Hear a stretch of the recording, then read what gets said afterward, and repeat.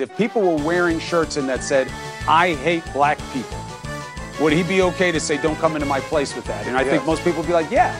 That's how people like him see the MAGA hat. Welcome to this week's Wacky Moments of Liberal Expression. This week, CNN anchors argued against free expression. You know, they support establishments that ban people from wearing MAGA hats, and they say that just because you have the right to wear the hat, should you?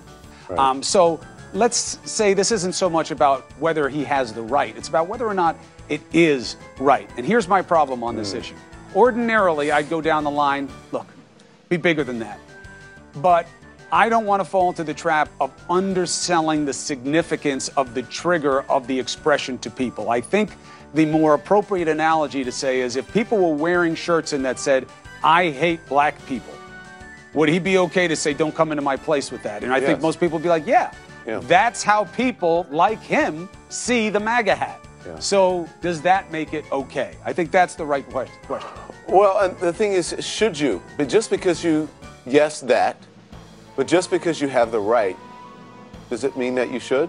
Just because you have the CNN studios to be a liberal mouthpiece, should you? It was a case of liberal media mouths being silenced this week. We now go to the famous clip of Virginia Governor Ralph Northam saying that you can abort children after they have been delivered, or murder as it's generally called by people who don't sloganeer under the banner of reproductive justice. When asked about it on Thursday, Speaker of Current Events Nancy Pelosi didn't even know about it. Considering the comments from Governor Northam yesterday, how does that make it harder for pro-life Democrats in the party, and does that cause problems at all? I'm sorry, I just don't know what he said yesterday. I just don't know. Yes. And she might have a point. Strangely, the morning and evening news broadcasts of ABC, CBS, and NBC didn't cover Northam's comments earlier this week. That way, no one would have to defend the liberal talking points. Eventually, the day after the comments were made, CNN, you know, the place that sees loads of offensive secret meanings and MAGA hats that they don't want you to wear, well, they finally decided they should cover the issue. If a mother is in labor, I can tell you exactly what would happen. The infant would be delivered. The infant would be kept comfortable. The infant would be resuscitated if that's what the mother and the family desired. And then a discussion would ensue between the physicians and the mother. The intent of Governor Northam's comments was not clear. Actually, Governor Northam explicitly stated that whether the baby would be resuscitated would be the mother's choice. It all seems a little too clear. Something a little lighter now, and it's what's not clear on MSNBC, and it's whether the migrants storming our southern border are fleeing climate change.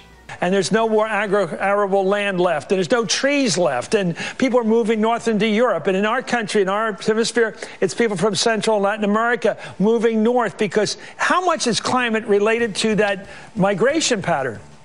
Well, that's not clear. Thank goodness Bill Nye was there to clear that up for us. It's not clear, Chris, unlike your agenda.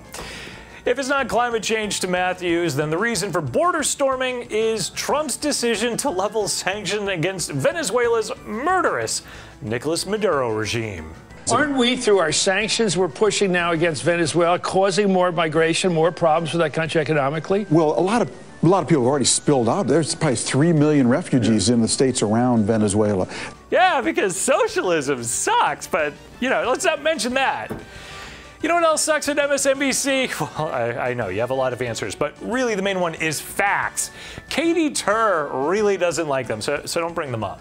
And almost no middle class any longer, and people who have no money whatsoever, who are basically living on the poverty line. We have no middle class any we have longer? a much smaller middle class than we historically used to. Yes, we do. No, we don't. That's actually not true. But in any case, what you're talking about We just had a government shutdown where 800,000 federal workers were missing one or two paychecks, and a number of them said that they were worried about paying groceries because they couldn't. That doesn't mean that they're not in the middle class. Living paycheck to paycheck is not middle class. Sure it is. What? Middle class is an income level, Middle class is an income level. But if wages are not growing and the cost of living is higher, then certainly the income level that you're talking about that used to be middle class is no longer that. You're actually working poor. If you are living paycheck to paycheck and you cannot buy food for your family, how is that middle class? The median income in this country has gone up $6,000 in the last 2 years, from $47,000 to $53,000 so everyone's a year. doing fine?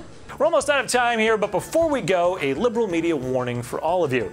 If you watch the Super Bowl this weekend, make sure to be offended at the halftime show for the sake of Colin Kaepernick. A number of the halftime acts have taken heat for performing at the Super Bowl this year. Maroon 5, Big Boy, Travis Scott among them.